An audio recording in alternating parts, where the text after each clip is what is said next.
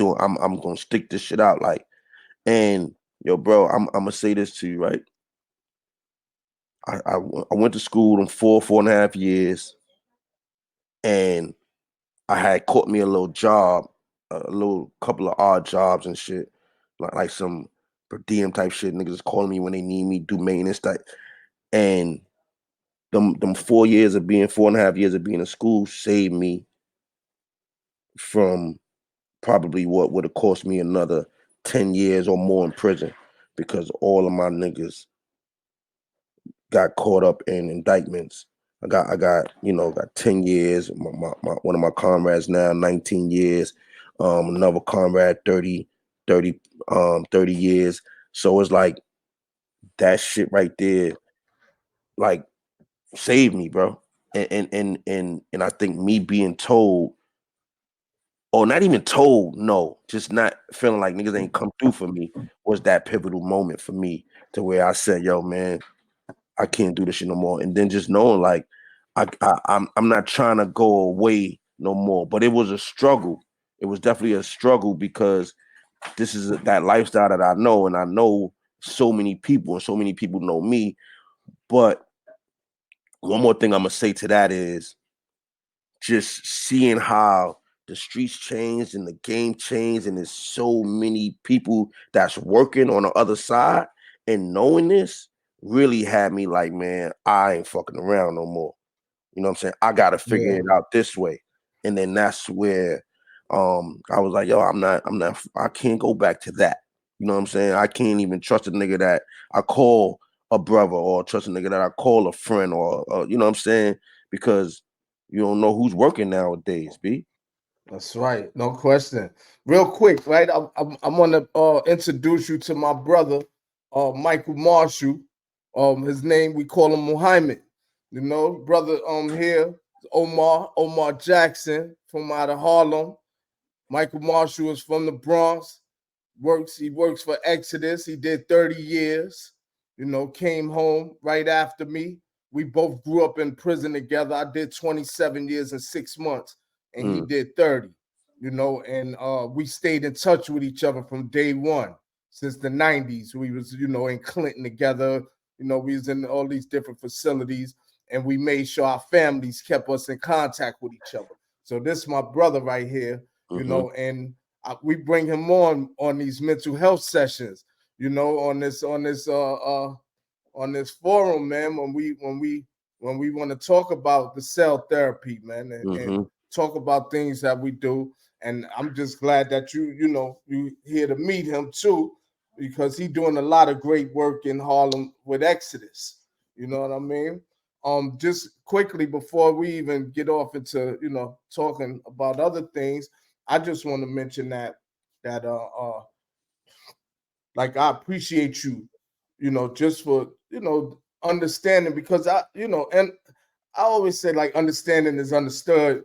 A lot of us, we go through life and we get educated, talking about book smarts and everything, and we get these degrees, but we still ain't got our shit together, man. Like, we still, we still really, what I say, is clouded with this, and I call it a distorted value system that we grow up with.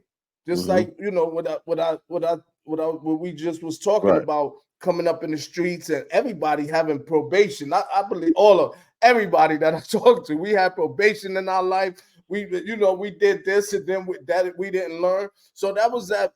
We was building up this value system, this street value system of ours that really wasn't shit. Yeah. That shit was it wasn't doing nothing to us, nothing for us, but putting us, in a messed up position. However, I always say I wouldn't change it, because this is who I am today. This made me the person, this the best of both worlds right now that we've been through. All of us, I think we different. That's why I talk about this when people say they different. I hear on social media, this is really different. We different from the rest. Like, if you haven't been through the things that we've been through and been able to come out of that, and we alive here to talk about it, the stuff, little man.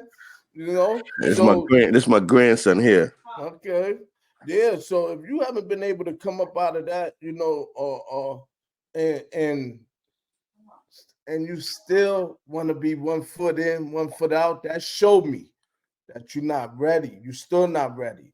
You know what I mean? And what I mean is, like, we know, because we are also good judges of character.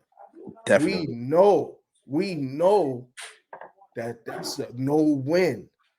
That's hypocritical halfway in. When I was out there in my youth, I was all the way in Right. bad. I Right. don't care how good I did. I took care of all my nephews, nieces. We don't realize how many people that affect. Like you said, you had Yeah, bro. your cousin with you or your niece. Or Yeah, we bro. don't realize how many people that affect. I was taking care of a lot of Fact. people, a Yes. lot Yes. of my nieces, my Mm-hmm. like literally, Mm-hmm. but and still I was all the way in bad. Yeah. So how much was I really taking care of them? You know what I mean? Yeah. At the same time. So when I realized that during incarceration, I had to realize that going in there without a GED and coming home, that didn't do it, but that was a part of it. Coming home with my masters. You know what I mean? Could get my GED in prison, my associates, my bachelor's, and my Mm. masters, during that 27 years and 6 months. Ooh. I would not allow the system to do me. Right. You know what I mean? That was off limits. That was off because I was the one that got it early. So Mm-hmm. a lot Mm-hmm. of brothers I know, even to this day, that's home now that got it now. It took them 10, 20 years, 15 years going in and out the box. Yeah. I got it Yeah. early. I'm that punk that you Yeah. want to call a punk. You want to call me a punk, call me a punk. You could never, put your hands on me. But I'm the one that closed that gate when they said, "Yo, E, come out to the yard, come to the gym." I closed that gate. I don't have it. I don't have it in me. I don't have Yeah. time. That's a wrap. I gotta learn. I gotta learn my history. I gotta, Mm-hmm. you know what I'm saying? I gotta do something different because I Yeah. was tired when I got locked up, and that judge gave me 25 years to life for taking a young man's life just like myself. 20 years old, we on the streets getting money together. Mm-hmm. He's selling drugs on this end. I'm selling drugs on. He don't like me because I'm from New York City. We don't like him because he from this town. You know what I'm saying? And we beefing about a block that's not even ours. Yes. And I took his life away, and that's something I could never do. Give back, give, Mm-hmm. be able to, undo ever again. And Yeah. now understanding the effects that it's caused with his family, his friends. He had a son just like me. You know what Mm-hmm. I'm saying? Like that son will never see his father again. So that I always think about that. At the same time, that builds my character even more to being the man that I am today, Yeah. of moving forward in life. But understanding that even going through that system, like the trauma and things that we go through in there, and we don't realize and we don't want to address it. You know what I mean? That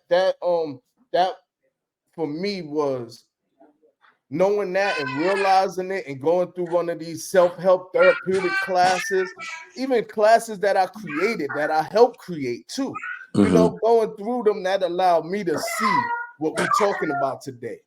So, I was preparing myself in there Mm-hmm. 10 years before I came Right. home to Right. doing this work that we all doing right now out Mm. here.